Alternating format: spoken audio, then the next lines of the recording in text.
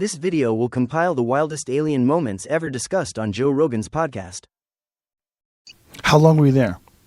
I'd say about 6 months or so. And what progress was made while you were there? Well, we came up with a bunch of reasonably good ideas about how the reactor worked. And one of them was the square base of it was essentially like a cyclotron, which is a small particle accelerator, a circular one. Particle accelerators, linear particle accelerators, are just a, long tube essentially, and they accelerate particles with high voltage and, radio frequencies till they reach high speeds. But a cyclotron does that in a small circular area. And there's this very heavy element fuel, element 115, something that wasn't on our periodic charts at the time. But it is now. It is now, yeah. When did it become on the periodic table now, the way the charts now? I don't remember. Do you remember when they... 2004, Darmstadt, Germany, I think, is where they first fabricated 4 atoms. They lasted 220 milliseconds with the atoms. It's nothing, right? And then it later was discovered a couple more times they could fabricate it. Then they gave it a place then on the periodic chart. After that, called it moscovium. So they told you about this stuff in 1982? Yeah, well, No, we not kind of... 1982. What year was this? It was 88 and 89 when I was there. Oh, okay. 82 is when 82 I was when was you at were at Los Alamos. I'm sorry. Yeah. So 88, 89, they told you about this stuff. So this was not like... No, they didn't tell me about it. That's one of the things that this group came up with. The God, I keep losing my train of thought with this thing. So this one area, this element 115 was the fuel. Yeah, it was the fuel. The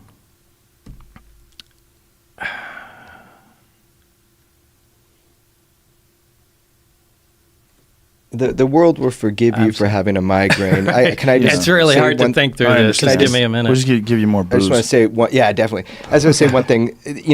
Bob, for the last 30 years, people have just been on the attack on Bob. Getting to know him, the personal effects on his life. It's really hard to understand unless you meet his family and his wife. I mean, this is the last thing he wanted to fucking do was have to talk. Yeah, we should explain that, Jeremy. That you and I had this conversation. I watched your documentary. We had this conversation, and I said, I have to talk to him. Yeah. The document, there's been detractors. There's been a bunch of people that called bullshit on many of the things that you've said, but over time, many of the things that you talked about, even in the 80s, have proven to be true. Things that people said were not true were proven to be true. Element 115 was one of them, right? Right. Element 115, the fuel they had, was stable. In other words, it didn't decay. It wasn't emitting radioactivity. When they synthesized 2 or 3 atoms of the 115, it did decay, and it was not a stable element. So they're kind of 2 different things. But this is kind of typical. Elements always have, or pretty much always have, stable isotopes and unstable isotopes. Like I think cesium has like 30 unstable isotopes to it. So, hydrogen, for example, you're familiar with hydrogen gas. It's stable. It's not radioactive. But there's also 2 other types of hydrogen, deuterium and tritium. And deuterium isn't radioactive. It's another stable isotope of hydrogen. But tritium is radioactive. Now, they're all hydrogen, but they just have different amounts of neutrons. So it's the same thing with other elements and element 115. Depending on the amount of neutrons it has, designates the isotope, but it's 115. They will continue to take or experiment and try and make 115 at different isotopes, and I'm sure eventually they'll come up with a stable version, but it's the stable version that has the properties that we're talking about. So they somehow or another had acquired a stable version. Did they say that the stable version had come with this craft? Yeah, it absolutely came with the craft, yeah. So at the time, you having a firm knowledge of the periodic chart and knowing what was real and what wasn't real, what was your reaction to having this stable element 115 that wasn't even supposed to exist? Well, everything was impossible. Right. I mean, down to the metal. I did get a chance to look inside the craft on only one occasion, and this was important because where the reactor sat might have been critical to how it operated, since everything operates without any interconnection, so the placement of components might be critical. So they allowed me to go inside and look at it. Again, I forgot where the hell I am. So you're going into this craft, and what are you thinking when you're inside of it? Like, what are you seeing? It's a very ominous feeling because there are no, first of all, everything is one color. It's like a dark pewter color, and there are no right angles anywhere. It's as if somebody took, I've said this before, somebody took a model and fashioned it out of wax and then heated it just for a short time so everything melted. Everything looks like it's fused together. Everything has a radius of curvature where two items meet. It's a really weird looking thing, but there was almost nothing other than a small foldable hatchway that looked recognizable. Everything was really unworldly, to pick on it, a way to describe it. So you get inside this thing, and it's designed for something that's much smaller than a human being. Yeah, you can't really stand up till you get to the very center of it. And how tall are you? I'm 5'10". And what do you think this was designed for? I'd say something close to half my height. Wow. So these little 3-foot tallish creatures. Yeah, and the seats were small too. I mean, obviously it was made, for something small. But there is no, there's nothing else in there. There's just seats, the reactor, and some of the subcomponents. There's no control panels. There's no bathroom. There's no decorative components or artwork or anything that you would recognize or trim. I mean, it's just a very bare bones thing. You're not seeing any screens? Well, there are archways around it that are part of the superstructure, and that one of the archways can become transparent. When I was in there was another group working on one of the archways, and you could call that a screen, more or less. So through that archway, it would maintain the solidity, the solid, whatever metal it was. Yeah, but you could see through it just became transparent. Yeah, I saw that happen once or twice before I left. Did you ask any questions about what the fuck? No, there's no asking questions. There's no asking questions. No. But when you watch something become transparent, and you realize it's still there, but you can now see through it. Yeah, I mean, now that's not that impressive. We do have some liquid crystal materials that are like that. They have seen that in bathrooms. Smart glass. Yeah, they call it smart glass. So this is just, and I don't know if the craft is made of, an advanced metal or a ceramic. It was cold to the touch, so I would lean more towards a metal. You're not allowed to ask questions. No, they work on the buddy system, so I can only exchange ideas and talk to Barry. Now, this really interferes with science because science is based on free discussion, and ideally, you get a bunch of guys together, exchange ideas, work on problems, and that's how things move forward. But they're so over the top concerned about security, they split everything off, and everybody becomes stagnant. It just destroys any of the progress you can make, or at least makes it go so slow. I think they wind up shooting themselves in the foot. Which is probably why they arrived at this bottleneck that they needed to get this madman with a jet-powered Honda to come in and see what he could do. I think that was an act of desperation. I think they wanted someone that thinks out of the box and let's just give this guy a try here, because they weren't, and they might have done this 4 more times since up to the point in time today, assuming they're still working on this thing. And when you see this craft and you're inside, was there any indication that there was an area that they would use to control it, to pilot it? Was there a pilot seat? There were 3 seats. They sat around, the reactor was in the dead center of it, and then equidistant around there were 3 seats. And that's all. There was a large, they're not consoles, they're large rectangular objects, also spaced equidistant around the center. There's nothing on them. There's no buttons. There's no lights. There's no controls. Look the same color, the same Everything thing. is the same it's color. It's just a different shape. Right. And directly underneath them, there's 3 levels in the craft. The main level is what we're talking about. Directly under that Those are the gravity amplifiers, the big rectangular objects. Underneath them are the gravity emitters that look like, for lack of a better word, a trash can hanging on a pipe. 3 of those. And then the top layer, this is just my personal belief, I think that has to do with a navigation or their version of a computer with some planar panels, sensor panels around the craft that we would call portholes, but they're not portholes. They're just black areas. And I think that just determines its, position in space. But I physically was in the center section, and I stuck my torso in the bottom section and hung upside down so I could see how the gravity amplifiers were positioned. What is the roughly the size of this thing? I don't remember from being there, but after all this stuff was over, I had John Andrews, a guy from the Testers Model Corporation, and we sat down and tried to figure out from what I saw and known sizes of things, and we came up with 52 feet in diameter. And so I think that's fairly small. Yeah, so I think that's a reasonable guess. Now, you said there's 9 of them, and you got a brief glimpse at the other ones. How were they different? Oh, they looked completely different. One looked like I called a Jell-O mold, and it looked like a classic Jell-O mold with the rippled sides to it. One was a very flat disc, like like a straw hat or something like that. That was sitting up on its edge, and the thin part of it looked like a projectile had been fired through the edge of it. So I don't know if they were attempting to see if the metal could be penetrated, or if that's where the thing came from. Maybe it was shot down.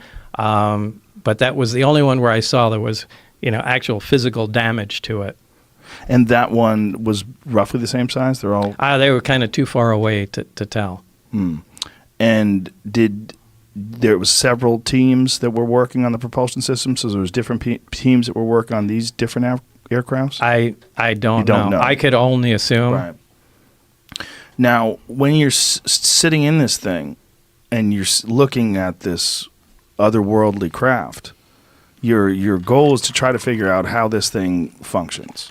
Your goal is to try to figure out how this reactor, but you would imagine they would give you more time than just one day to check that out. Oh, it wasn't one day. Right. Yeah, Barry was there. I think Barry was sleeping there. I'm sure they had. Now, that isn't weird. Up at the Tonopah test range where they work on stealth fighters, you go, I think, 3 weeks on, 1 week off, and you stay up there too. So it's not weird to stay up at the test site. Right. So, I think he pretty much, and he acted like he's been up there for a long time. Yeah. But maybe he's still there. Yeah. Who knows? Do you have contact with this guy? No. Oh, no. I wish I did. I kind of thought he was going to come out after I did. Right. And I think I took so much flack and it's so much shit for what went on. I think I wound up helping security there, and everybody became afraid of, doing or saying anything after that.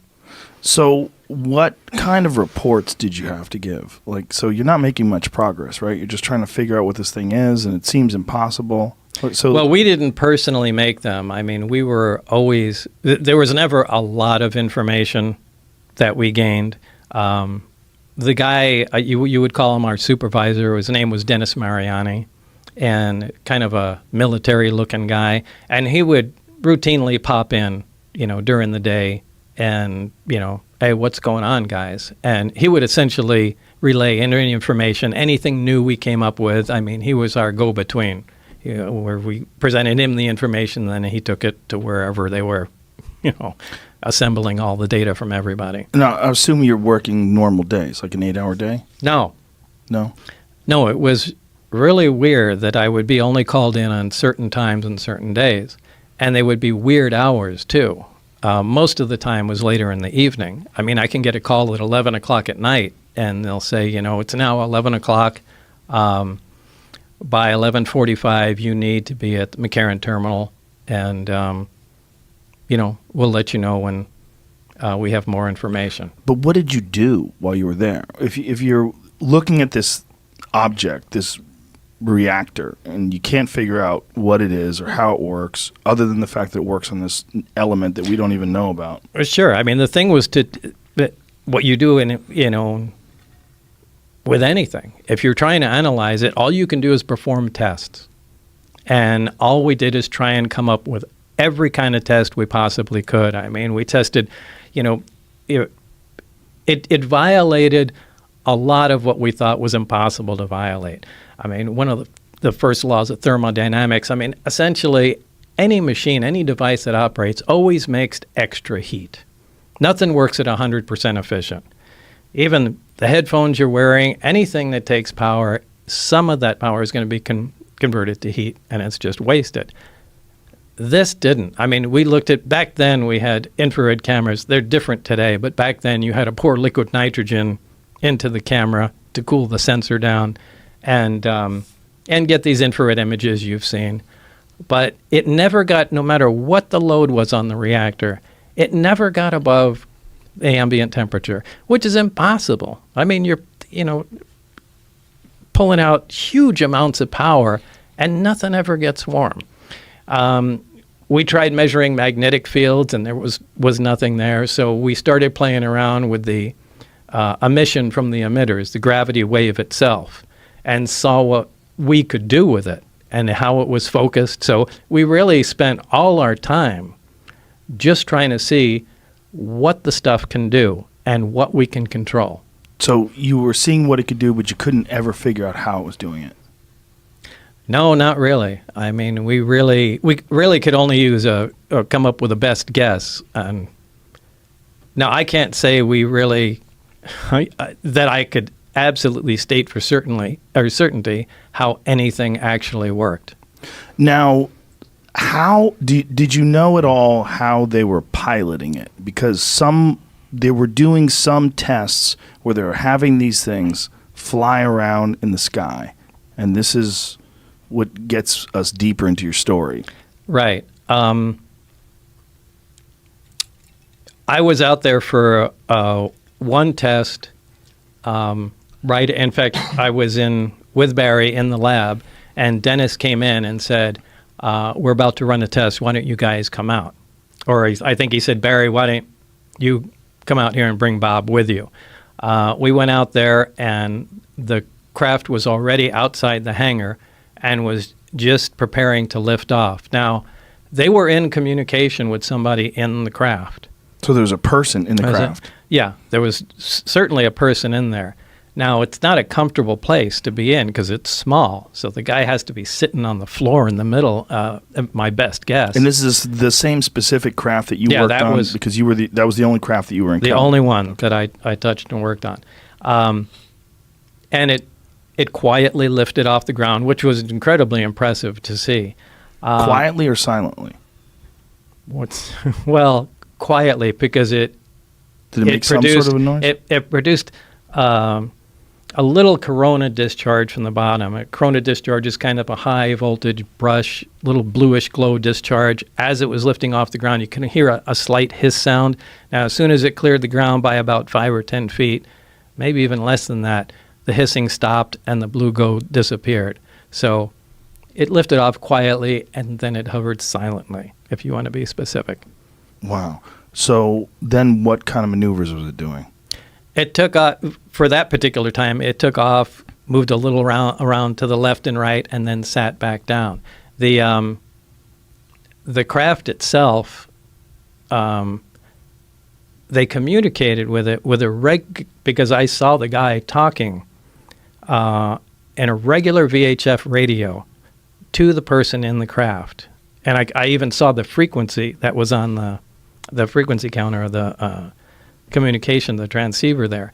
But what's weird is he shouldn't be able to communicate with the craft with a radio. The radio wave should bend around the craft. I mean, it shouldn't be possible.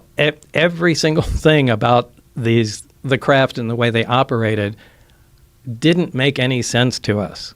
I mean, that's something we talked about for a while after. Why should the frequency bend around the craft? Well, you really have to look at the way the gravity wave comes out of the craft. There's the reactor's in the center. And there's a waveguide that goes up to the top. There's actually a small appendage that sticks out of the top of the craft, and it produces a heart-shaped gravitational distortion around the craft. Now, if the craft is sitting in the air and you walk underneath it and look up, you actually cannot see the craft. The light bends around it. You're bending gravity, bends light. It bends radio waves. It shouldn't be possible to communicate with a craft that has an envelope around it that's distorting all forms of energy.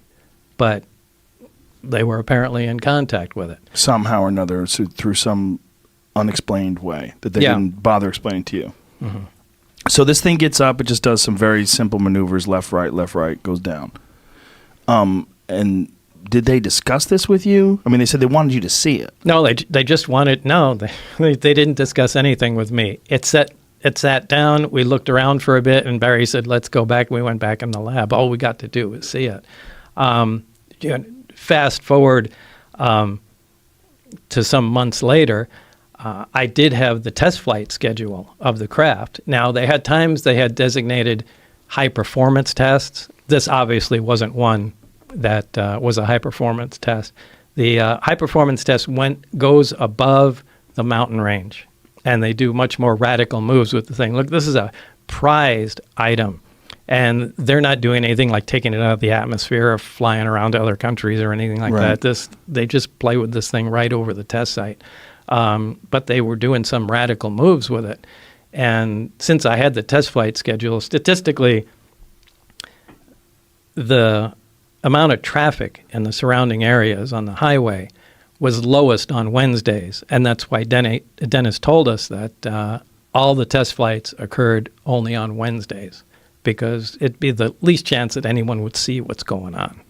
And this was before the government had expanded the forbidden territory around Area 51 and Papoose Lake and all that stuff, right? Yeah, I think that occurred after my story came out. Then people started going up on the mountaintops and trying to look down into there, and they kind of freaked out and then did the land grab and pushed everybody back. But yeah, I think all that occurred long after that I came out. So you're working there, and while you're working there, you're under this crazy schedule. Forgive me for explaining your story, but you would get these phone calls. You would have to go to the airport at 11 p.m., and your wife started thinking that you were having an affair. Yeah, apparently so. Now, I did give my permission to have, as part of the, security clearance process, I gave written permission to have the phones monitored and things of that sort. So they weren't doing any covert stuff. They, with any Q clearance, which is civilian top secret clearance or military top secret clearance, they go talk to friends and, places you've been, make sure you're not connected to foreign countries. But, monitoring your phone is nothing unusual.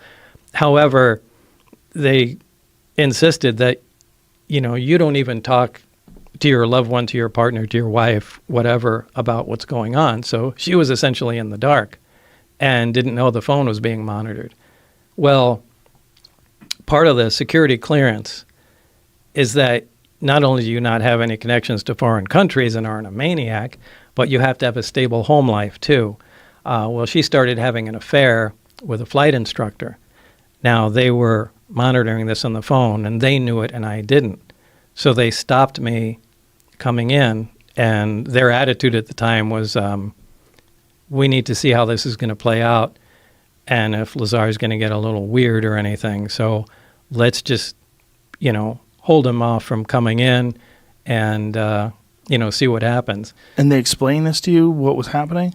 Well, after the fact, yeah, because time kind of went on, and there were guys that were following me around, and I started getting a little concerned, going, well, shit, are they booting me out of the project? And if so, they're not just going to let me hang out at home and go get a new job knowing what I know.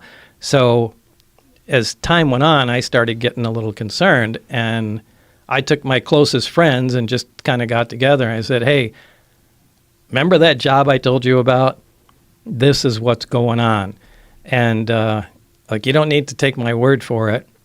Wednesday night, we need to all go out here. I want to show you what's going on. So I took everybody, and we went out to, remember, since I had the test flight schedule, and went outside the base, out into the desert, and so everybody could see, one of the high-performance tests. And, it left quite an imprint on everybody, so they knew I wasn't And there's videos crazy. of these tests, right? Yeah, but remember, this is it's in the dark in the 80s with a big monster-sized camcorder, and you got, a bright light jumping around. But, we did video of it, but there's no, by today's standards, it's... But is it's your garbage. video specifically available, the video that you took? Yeah, well, George Knapp has it. Is it I give online? it to him. Do you know? I have no idea. Jeremy? Yeah, I show clips of it in my film. It's Right. it's online, and someone did a deep analysis of it. It was interesting to take a look at how. Pull this microphone up to your face. Give me about a fist from your face. All right. To see how his video looks now, but as far as video evidence, I mean, we are talking 80s camcorders. The most important thing is the human story here. Everybody that he took up there on 3 separate occasions, they don't all like each other. They don't all talk. They all agree on one thing. They saw something that night at the exact point in time and space that Bob Lazar said. And remember, this is 17 miles south of Area 51. No one even knew really about Area 51. We're talking Papoose Lake, and they all agree. They saw something that night they had never seen before, and they've never seen since, right when he said it. So that's one of like the 6 things where I'm like, how did he know? You can dismiss him. I tried to dismiss it. But some things we can't get around, and there's about 5 or 6 of them. How did he know about those? If Jamie wants to find that video right now, what would he look under? Bob Lazar, UFO, S4, Area 51, just kind of like that. So it's like the S4 UFO video, Bob Lazar, and a guy does an analysis, but you're analyzing these 80s videos. Right. He from the very beginning, Bob never said, I have proof of my story and I'm going to tell the world. He said at the very beginning, I cannot prove my story. That's not why I'm telling this. George Knapp convinced him to tell people, and he lived through it, and I didn't believe it either until I talked with George. Okay, so you film this test flight, one test flight, and then you get caught. Actually, it was, I think, the 3rd time, because we went out there the first time. Everybody saw it. Everybody was amazed because it did some radical maneuvers, and everybody had a lot to say about it. Maneuvers that I've seen the video. It doesn't. I don't think there's something we have now that does that. No, in terms of like a human piloted craft. I mean, I don't know, obviously, with the government. No, it's impossible. Nothing can move like that. And remember, we didn't start filming from the very beginning. We were waiting for something, to happen. The craft took off and then came flying at us, stopped, turned at a right angle, flew back, and then, after it did some, amazing stuff, to get the camera, and then we started filming. So it doesn't have all of it on there; it just has some. The way I describe it to my friends, and they said, "What does this look like?" I said, "Take a laser pointer, and then have a wall, and then move it around the wall." Like, how it moves around the wall? It doesn't seem like it has anything to do with inertia or physics, or it's not impeded in any way by the atmosphere. Yeah. That's what it looks like. You're essentially separated from reality, as crazy as that sounds, with being encased its own gravitational envelope. Inertia is not going to affect it. And, this is how some of those recent sightings with Commander David Fravor, I'm sure you've heard of the Tic Tac UFO. I mean, he describes exactly, the thing operates exactly the way I was describing. That's why he was interested to talk to me.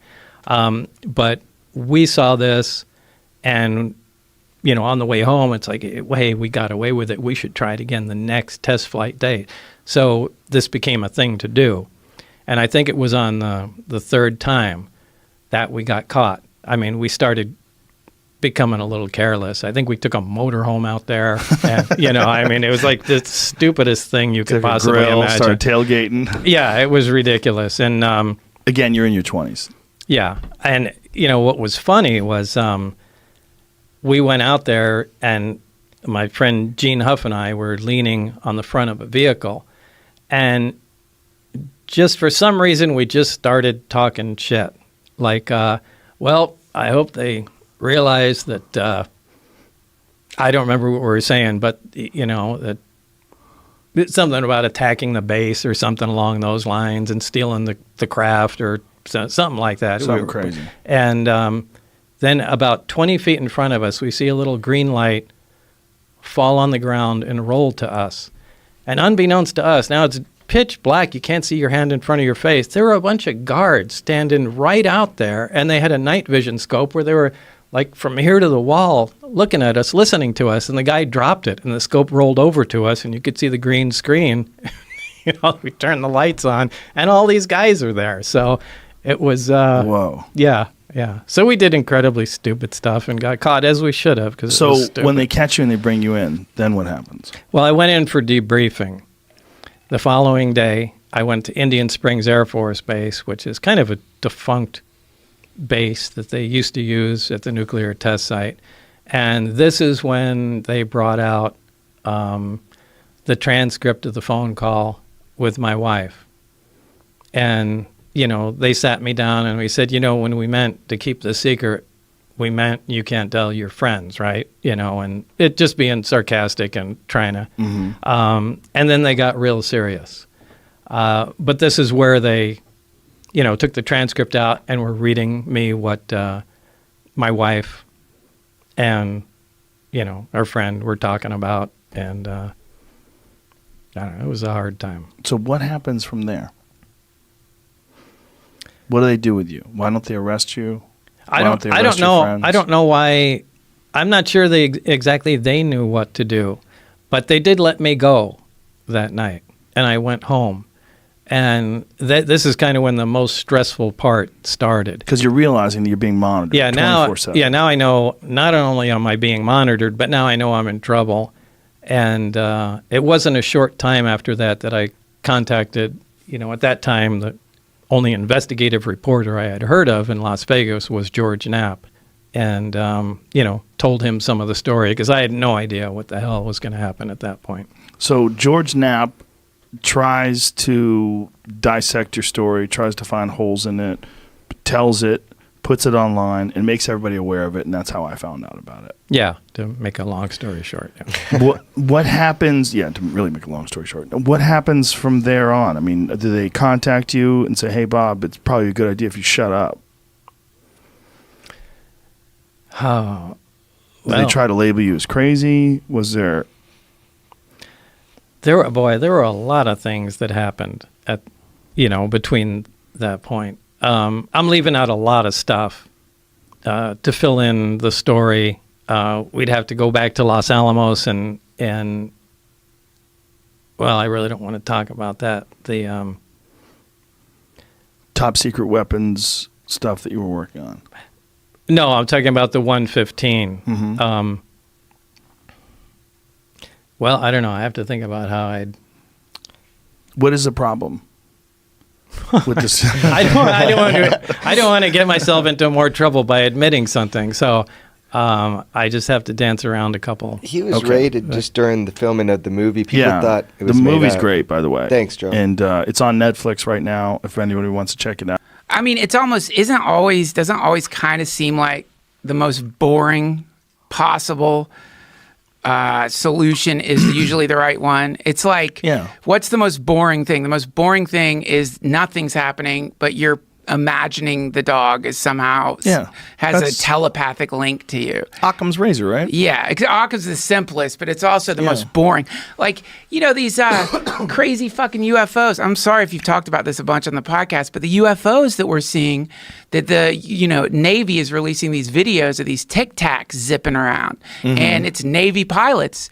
It's not the people we interviewed in that show. It's Navy pilots who are like, I don't know what the fuck this is, and I have great conversations with Uber drivers, and like we were talking about it, and this guy was like, and a lot of them are programmers and shit, and this guy was like, it's probably it's a glitch in the type of radar they're using. I think it must be a glitch. I mean, that's the most likely reality. They're not seeing it with their own eyes. They're not? I don't think so. I think they're just picking it up on radar, and so he's like, maybe it's a glitch, or maybe it's like... We should find that out. Can you Google...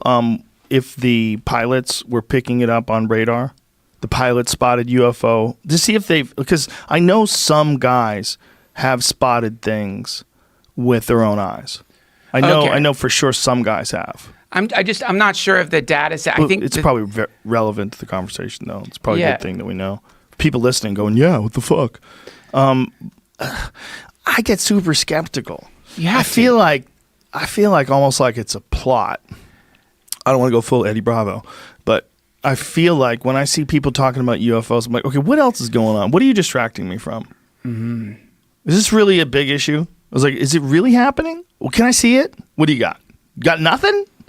Oh, you got like some radar. You got radar from 1, 2 pilots, 3 pilots. Okay, I believe it, but I want to see more. Why do I want to see more? Like, what am I? And you'll get caught up in it. It'll chew up hours of your day. Yeah, man. There's a lot of those guys that we ran into on that show. I felt bad for them because they didn't understand what had happened to them. They had gotten caught in this weird loop of looking for secrets and looking for mysteries to be solved and looking for hidden conspiracies, and they get caught in that. And some of that shit is real, which is part of the problem. Some of it you can come across, the Gulf of Tonkin and the Northwoods, Operation Northwoods. You can come across a bunch of them that are real. Enron, you can see how they put that together. You're like, what? You could see real crazy conspiring. Yeah. And then you can get lost and think it's everywhere. That's right. Yeah. Well, I mean, this is like, dude, I was just. What is this, Jamie? Oh, according to Day, the AAVs, what does that mean? Is that the new UFO? How about you say UFO, you fucks? Come on, yeah. Are we really going to change UFO? They're like, they have their own little thing. We're AAVs. We don't refer to us as UFOs. These are my pronouns. The AAVs appeared at an altitude greater than 80,000 feet, far higher than commercial or military jets typically fly. Initially, the Princeton's radar team. It's a radar. Really high processor. Prince Story is what it's called. It's like a really high processing radar system or something. Why is it spelled Princeton? If it's Prince Story. Yeah, no, it is Princeton. It's just that apostrophe is in a weird spot. Oh, okay. The radar team didn't believe what they were seeing, chalking up the anomalies to an equipment malfunction. But after they determined that everything was operating as it should, they began detecting instances which the AAVs, I want to know what the fuck that means, dropped with astounding speed to lower, busier airspace. Day approached the Princeton's commander about taking action. He said, I was chomping at the bit. I really wanted to intercept these things. What? Yeah. That's we have the fucking craziest people in this country. Yeah. Like there's an alien, man. I want to chase it. I want to catch it by the tail. Motherfucker. I was catch it by the tail. Put it in a fucking Anomalous aerial vehicles. Get the fuck out of here. Dick. There's already a name for it. Whoever invented that new name is an ass. He's an asshole. Give us a break. I was actually the one who decided to call them AAVs. Oh, come on. Technically, it's not an unidentified flying object. You're not taking our fucking UFOs, man. I'm going to fight that. What is it again? What is the exact phrase? Anomalous aerial vehicle. Anomalous aerial vehicle. It's an AAV. You're an asshole. It's anomalous. It's an anomaly. I want to propose a new name for UFOs. Anonymous aerial vehicles. It's probably a part of $1 billion study. Two fighters were diverted to intercept one of the strange objects. When they first arrived on the scene, the pilots didn't see any flying objects, but they did observe what the lead pilot, Commander David Fravor, later referred to as a disturbance in the ocean. The water was churning with white waves breaking over what looked like a large object just under the surface. Yeah. Then they noticed one of the objects flying about 50 feet above the water. Fravor, the commander of the elite Black Aces Squadron, this is a goddamn Nicolas Cage movie, who is a Top Gun program graduate with more than 16 years of flying experience, described it as about 40 feet long, shaped like a Tic-Tac candy, with no obvious means of propulsion. It's white. It has no wings. It has no rotors. I go, holy shit, what is that? Dude, you know the guy, whoever the company is that makes Tic Tacs, they're like, yes, they're calling them Tic Tacs. It's free publicity. Totally. Tic Tacs is the one sponsoring this whole deal. You think it is? Yeah, man. People are buying Tic Tacs right now. Listen to this. You just say Tic Tac enough. You're like, you remember those old subliminal things you used to do in movie theaters when you were watching a movie and it would say hungry, eat popcorn. Like every 100th frame they would stick like hungry, eat popcorn. They would put subliminal text on the screen. You'd be like, damn, I want some popcorn. If you just say Tic Tacs. Tic Tacs. People are buying Tic Tacs right now. Well, we do know that pilot's got great breath, right? I mean, that's a Tic Tac man. If like the first time you see a UFO, the first thing that pops into your head is it looks like a mint. That's nuts. There had to be other ways to describe it. He's got stock in Tic Tacs, bro, for sure. I Googled Tic Tac after he said that because I couldn't remember if they were square or if they were like They look like I would expect a good UFO to look like. Yeah. Kind of boring. Yeah. Like super Apple, like if Apple made a UFO. Yeah. It's like a pretty sleek. Yeah. But going into the ocean part, that's the part I like the best because that kind of lines up with hollow Earth theory and like that maybe like they're flying down. They have a base. Yeah, in the center of the Earth. Of course they have a base in the Earth. Why wouldn't you have a base in the ocean? We never go there. Dude. You ever fly over? I was just in Hawaii. You fly over 5 hours of water. It's just water. Oh, yeah. Well, that's that Strava app thing. I feel like we've talked about literally everything. You know the Strava app? Don't worry about it. Okay, good. It's great, man. I love that I have to think I'm pretty sure we've talked about this. The heat maps, the Strava heat maps that seem to show people walking under the ocean and stuff. Walking? Yeah. We haven't? No. Oh, so yeah, because like Strava, it's like I think it was Strava, right? It was like a way for you to track your steps. And some people apparently were in some bases in the Arctic or in the ocean walking around. And it showed up before they could like turn that function off for top secret facilities, like the places they blur out on Google Maps. So do you think there's like a military base under the water somewhere where submarines go? God, man, I want to think that, but I'm like always... in that movie, The Meg? Yeah, I think it's probably a technical error, but fuck, maybe. I mean... I don't know. It's like the implication of these Tic Tacs and all of it, if you really want to like, the first to me, the most obvious one, minus the churning water evidence, is that it's some kind of equipment malfunction. Well, it's also that they have an unlimited budget for black ops. Yeah. We don't know what that number is. That's right. We don't get to know. Yeah. Right? All that weird shit they do when they're making stealth bombers and all that Area 51 stuff. Yeah. Like, how much money goes to that? Like, what is the number? Let's Google this. How much does the U.S. spend on black ops? I was going to bring this up in the middle of what you guys were talking. There's a program here that was going on. The AATIP, Advanced Aerospace Threat Identification Program, was going on and had a just budget. The AATIP. Yeah. I'm going to fuck you out of your money, but I'm just going to use the AATIP. $22 million is what their budget was in 2012, and this said that doesn't still go on, but apparently it does. Luis Elizondo says it was still operating, and he is part of. So they spent $22 million to see if the UFOs were a threat. A year. And then there's the To the Stars Academy. Yeah, that's Tom DeLonge stuff. Yeah. So well, some of it's still going on. Listen, I'm fucking rooting for it. I want it to be real. I would love it if it was real. Imagine seeing the first nuke go off and realize that nothing's ever going to be the same again. When they drop that first nuke in a city, just like, oh my God, what have you done? Yeah. What have you done? And what precedent have you set?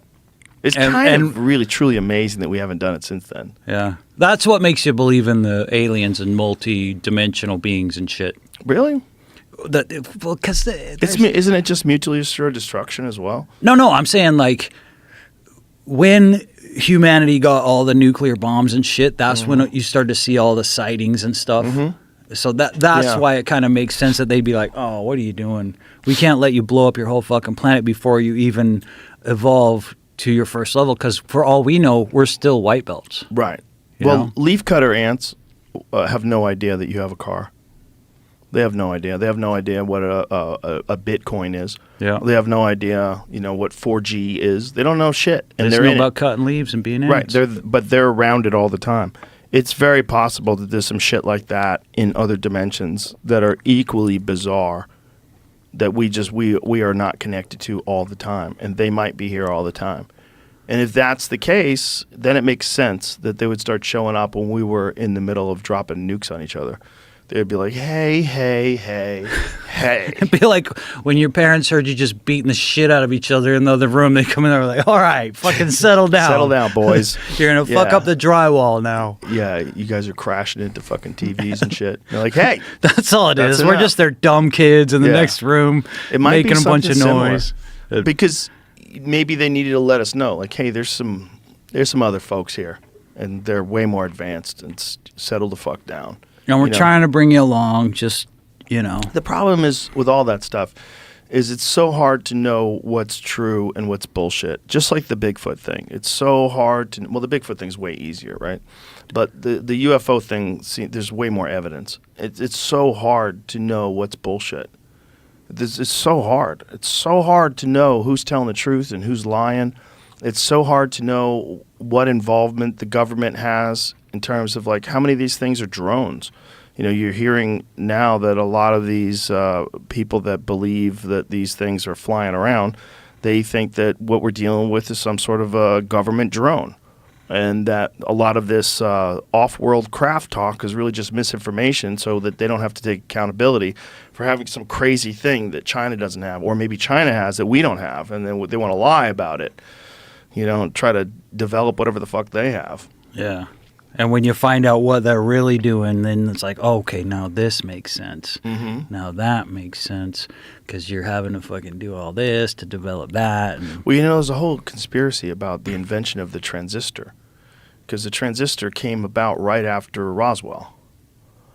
And there's a company called Bell Labs, and Bell Labs I believe they were the people that invented the transistor. And there was a military base right outside of Bell Labs. And they had always said that military base was to protect New York City. But it was pretty far from New York City. Like, if you wanted to protect New York City, you put a base a lot closer. You wouldn't put it so far away where it'd take them like 40 minutes to fly there. Yeah. But Bell Labs is a wild place. And that was one of the main focal points of conspiracy theorists when they were talking about back engineering stuff from crashed UFOs, was fiber optics and transistors, and that they all came about very shortly after Roswell, and people don't exactly know how they figured those out. Those were probably the most basic things that they recovered, so they were the easiest to figure out. So that's why we had them first. And it's just like those fucking PlayStations. And they release a better one every few years. Maybe they had PlayStation 5 in 95, but they're still giving us PlayStation 1 because they want to sell all 5. Well, they can't just give us a time machine. Yeah. They have to give us a spaceship first. Yep. Like, first of all, you got to figure out travel, you morons. And we won't even need a fucking spaceship once we got a time machine. Yeah. Then we'll give you the Big Bang machine. Yeah. That takes time. You got to get to a higher level civilization. Have you heard of a Dyson sphere? Do you know what a Dyson sphere is? I've heard of it. What is it? I don't know. Well, it's a massive structure that some astronomers believe could indicate highly advanced intelligent life somewhere in the universe. They've never been discovered, but they've been theorized. There was this article that I was reading yesterday about it. See if you can find it. So it can tell you where it would be? Well, they think they're massive structures that are like literally like a structure the size of a solar system.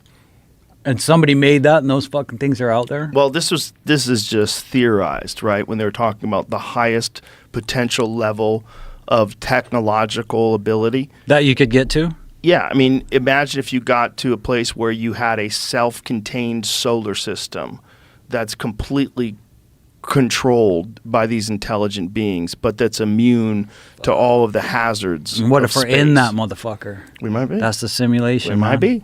We might be. And Thanos is like a Type 2 civilization, one that can directly harvest the energy of its star using a Dyson sphere or something similar.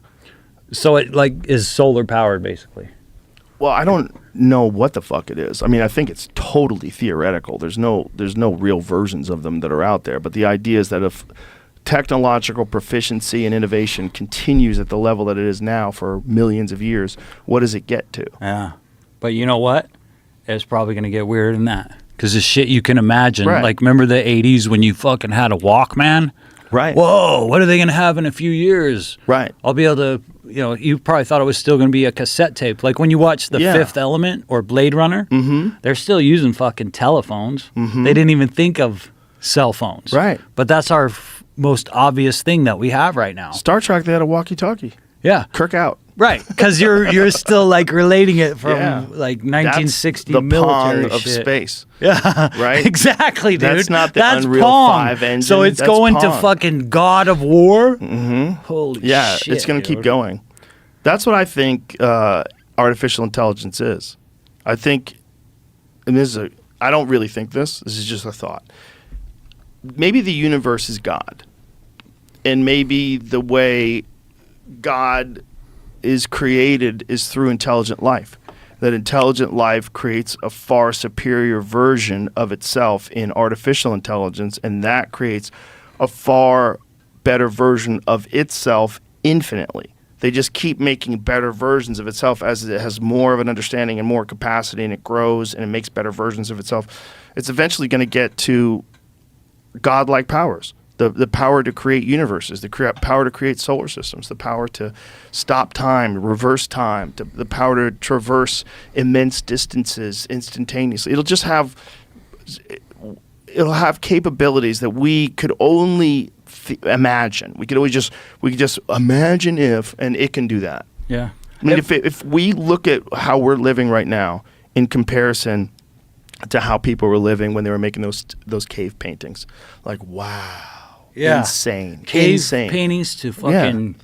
That's not going to stop right here. Yeah, but what's the things they can do? The 3D printing?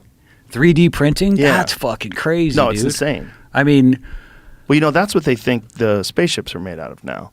yeah. Like when Bob Lazar was first examining, if he's telling the truth, when Bob Lazar was first examining the spaceships, the thing that blew him away was there was no seams. It didn't make any sense. Like how could one even make something like this? Well, now that we know, there's 3D printers, and you could make something like that. Yeah. You could, I mean, I don't think you could make it that scale yet, but if you had enough of a capability, you had machines that could do it. Well, yeah, I mean, if we thought of it, Yeah. and we're doing it, and they're fucking Right. 60 million light years ahead of us. Right.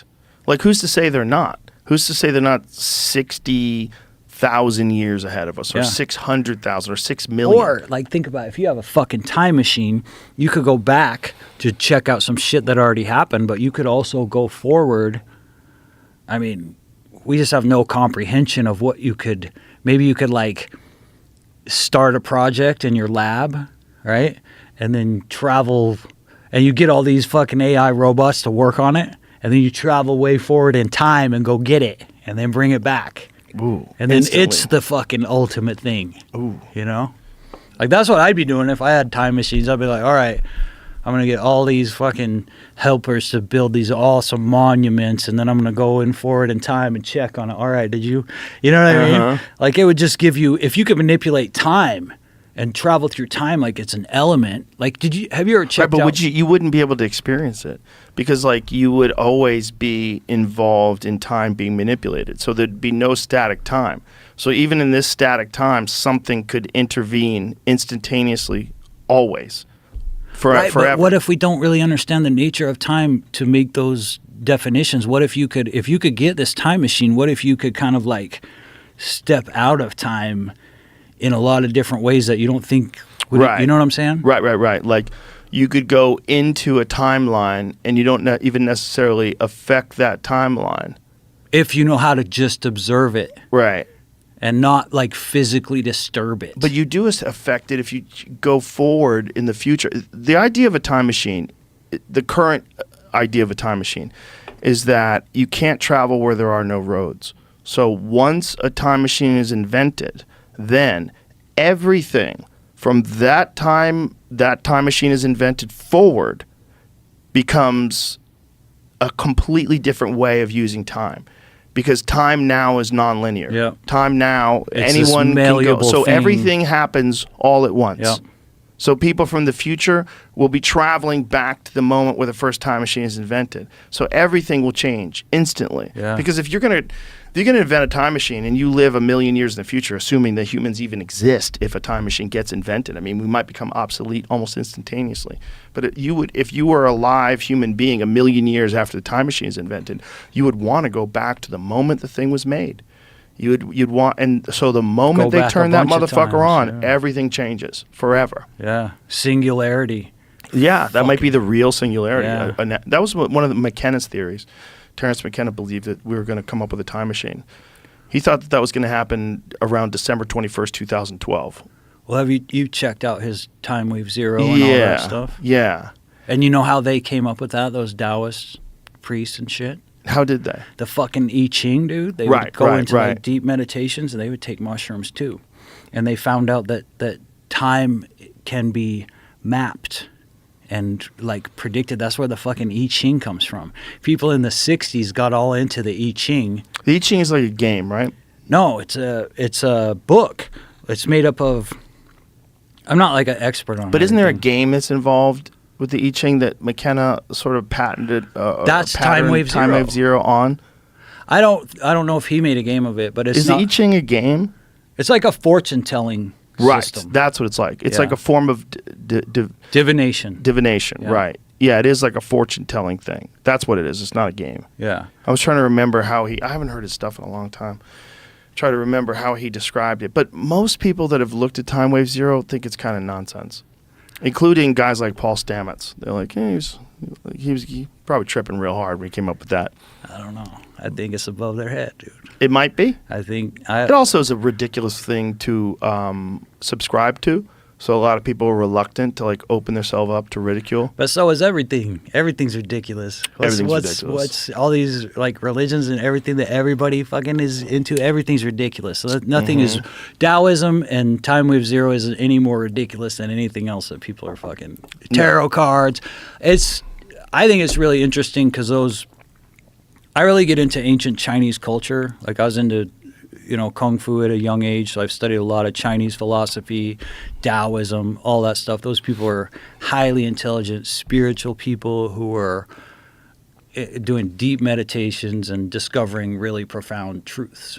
I think that we are at a level where we're so intellectual that we're almost too intellectual. So it's almost like we can only think about things in this scale. Like people see in a certain frequency, they can only see certain lights, but like dogs can hear sounds we can't hear. Others, right. So it's just like that. It's like our fucking intellect is like this, and we can figure out all. But because we exist within the context of our culture, because we've fallen in love with this, right? Our mind. But there's also this, and your spirit. That's what figured out the Tao Te Ching. That's what figured out.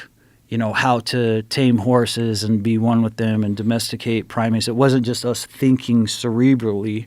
That's kind of limited. I think our real being is deeper than that. Tell them some of the stuff that you read that you don't know is true. I mean, if the stuff was true about the propulsion stuff, I mean, anyway. Well, what have you read? What you saw too. I mean, What are you talking about? Spill the beans, Bob. I got to poke the bear here a little bit. Get some more liquor in you. The only thing I could verify was what I had my hands on. There was talk of weapon systems. That there were different projects. Project Galileo, Project Sidekick was supposed to be weapon applications of the craft.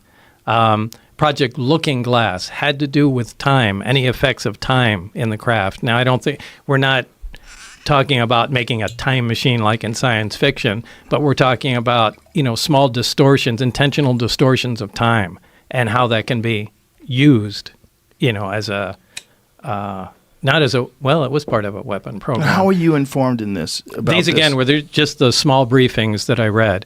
But again, I don't really like to talk about those because I don't have any information on them, and it was just, small briefings. But you told Commander Fravor that what he saw might have been a time dilation and not it could be propulsion. Because gravity affects time, space-time. I'm sure you've heard of that. And,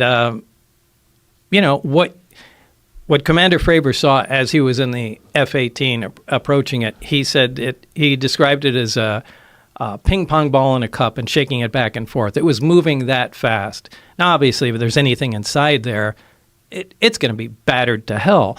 But, my point was that, one of two things. Either there's a gravitational envelope in there which negates any inertia effects, or you are seeing through a gravity distortion field. So, just like you're looking at a hot highway and you see Looks like an water. optical distortion going through there. Well, the same thing happens in gravity, and the craft may not actually be moving like that. It may just look like it because you can only see it through the field. So it may be making much more gentle moves.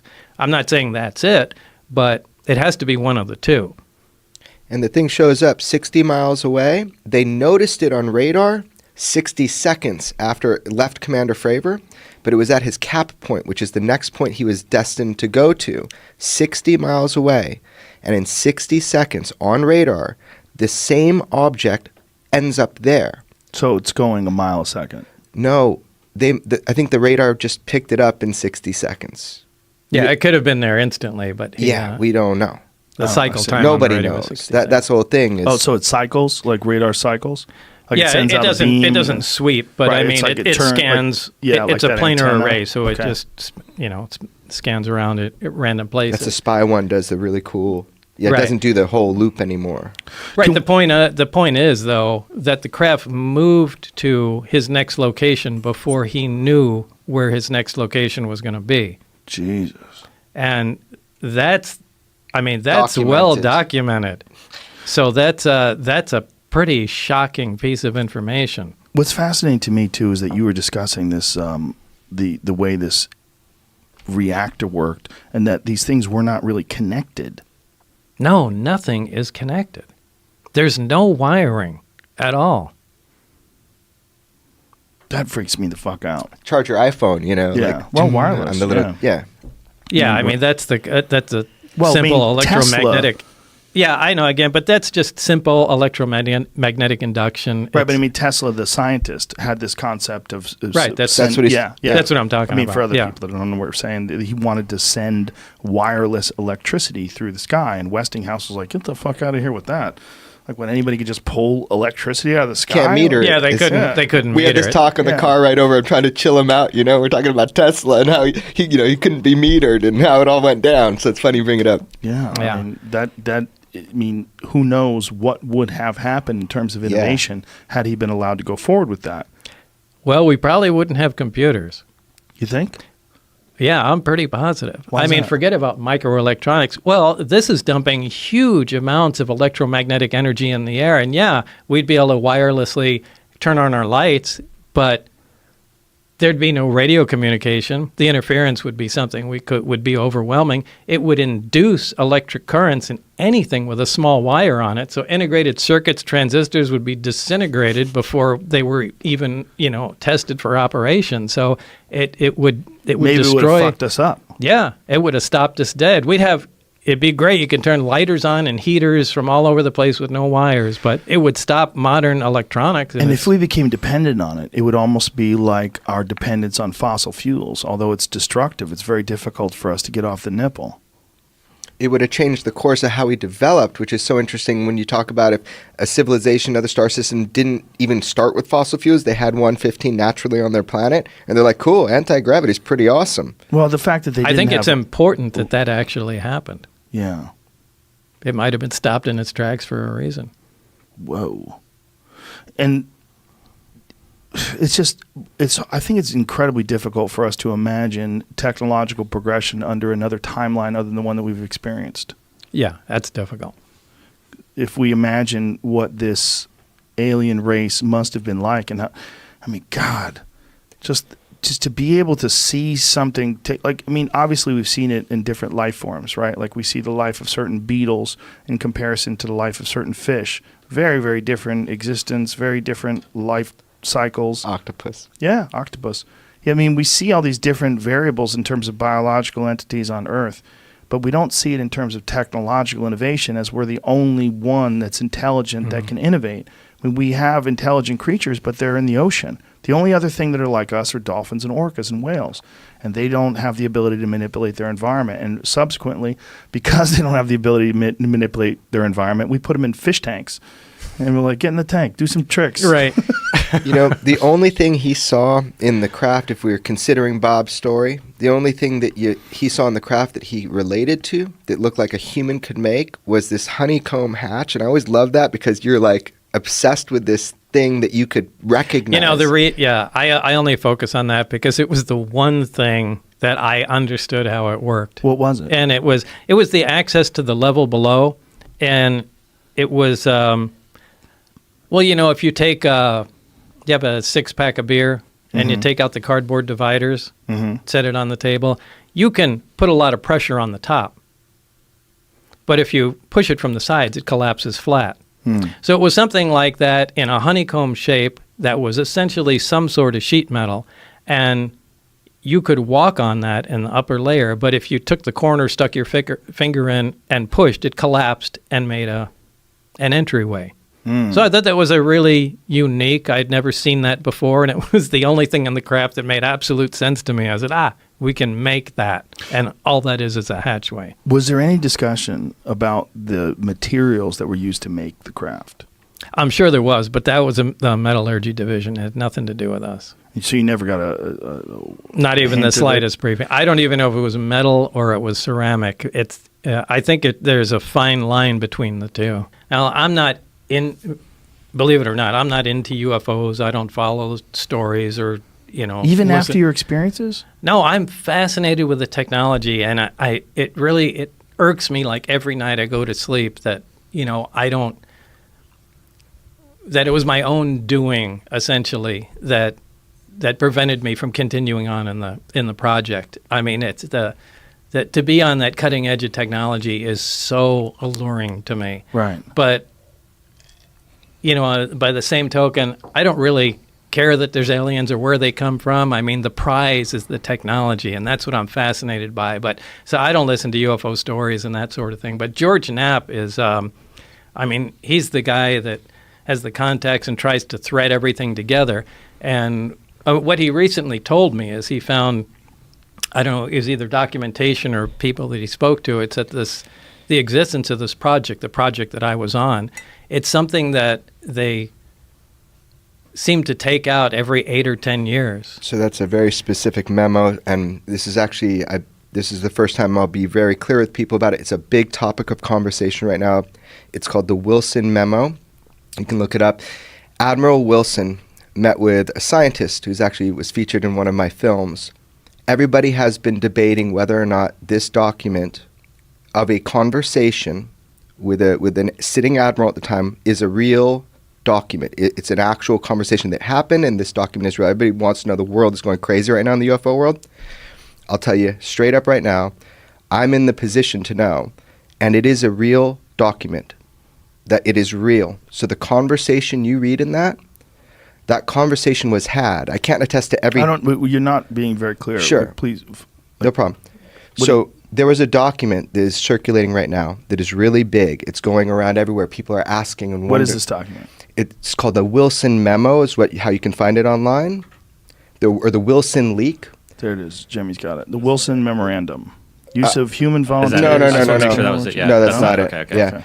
So Admiral Wilson meets with this scientist, and they have this discussion, oddly enough, at special projects at EG&G. And if I remember, the document is from 2001. I'm telling everybody right now, it's real. And we'll see. My history is pretty good with saying if something's real or not, right? So here we go. The document comes out. They meet at EG&G special projects. In 1989, they stumble into a problem. This happens. They put the technology away, and then they bring it back out and see if material science has caught up and if they can make any progress. So this document kind of talks about this process. The big thing I get from it, and a lot of it's vindicating to Bob, and one of the things that's vindicating besides the EG&G thing, is that private industry, so this guy's an admiral, and he says, I found out about your SAP, your Special Access Program. I need to know about it. And he's going to a private part of industry, and he is denied access. And he says, I should be running this program. And they were able to deny him access.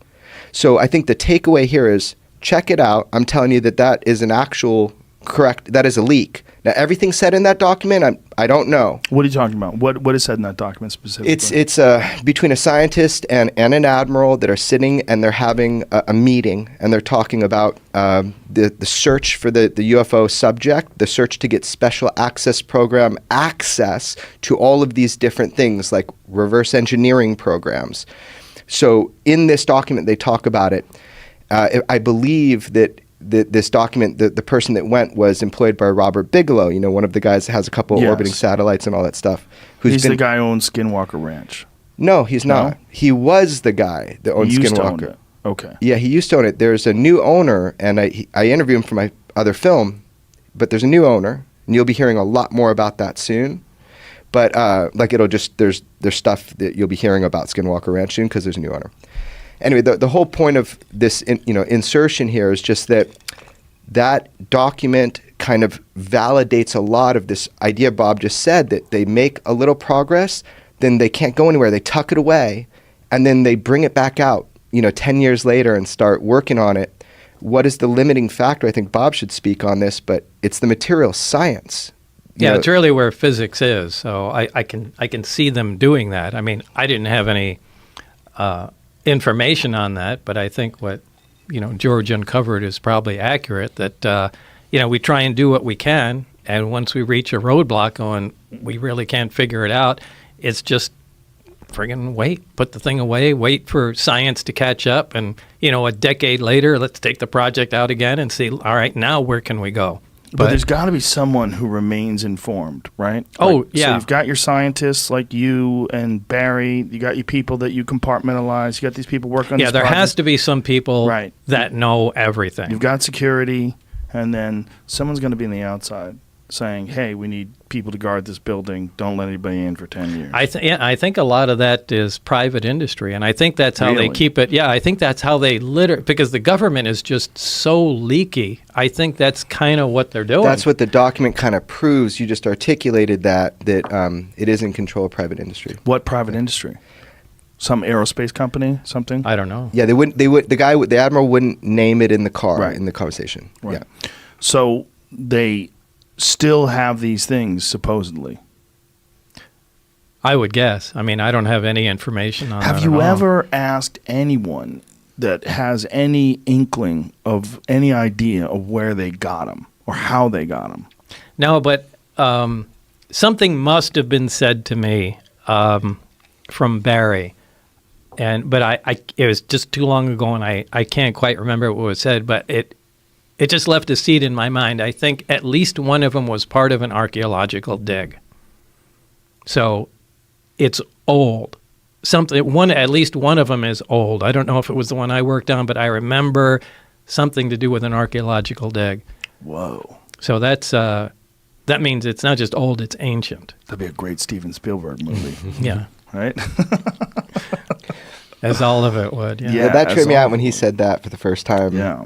That's a freak out right Yeah. there. Just a couple of dudes with some brushes looking for a Tyrannosaurus Rex bone. They And- hit metal. And when did they find it? that they have 9 of them. Yeah. Well, and how could we have not heard about that? What about the guys with the brushes? How could Yeah. you uncover something like that? And Well, Joe's newspaper at home does. I mean, they said it on that first day. Oh, you mean the Roswell Yeah, Daily yeah, the Record? one you told me. Yeah. Yeah, I have a cover. What is this here, Jamie? This is the document, but I had to do some digging to find it. Yes, it's just kind of, so this is where they meet at EG&G, and this is Admiral Wilson, and there's a lot more coming out. Now, I want to be clear, George didn't put this out. He didn't leak this out to anybody. This is, I can tell you how Who recorded this conversation? So this was an employee of, at the time, Robert Bigelow. And this is in 2002? Right. Do you remember when he had that government contract called OSAP, the world all knows about now, and he had NIDS that studied the ranch? So that $22 million, everybody is saying it was for ATIP, Advanced Aerospace Threat Identification Program. The $22 million was for OSAP that was pushed through Congress, 3 congressmen, right, an astronaut. It was pushed through. And that's what that $22 million, by the way, they spend more money on Viagra every year than they do studying UFOs if it was just this program, which I think is funny. They probably in the make a lot military. more money from Viagra They than probably do. from UFOs, too. Well, you never know how it seeds into population. But anyway, this program, this is what was the mother program. So it got the $22 million. And really, it was to study Skinwalker Ranch. Oddly enough, that $22 million all was inspired by the phenomenon they were seeing at Skinwalker Ranch, because the scientists, they're seeing vehicles come through like a space in the sky. Yeah, we went there. I went there Right, with Duncan. yeah, We interviewed a bunch of people that seemed full of shit, but a couple that didn't. But It was the- very, very interesting. Totally. And if you look, I spent a lot of time in the area. I'm not talking about those stories, I'm saying there were scientists hired by the government, right, through Bigelow to study the ranch because they thought it was important. And, whatever. The point is that $22 million was to study that. Then we have ATIP, which is like an auxiliary kind of program of military sightings, like Commander Fravers and that sort of thing. This document is just one of those things that has now come forward that through the Bigelow studies, it was government funded, and then it was personally funded and then government funded. It's just one of those things that kind of shakes you because you got this military guy who can't get access because of the private industry that's holding these non-terrestrial materials, that they can't study it. So that's the claim right now. Give it some time, let people dig more into this. It's fascinating, man.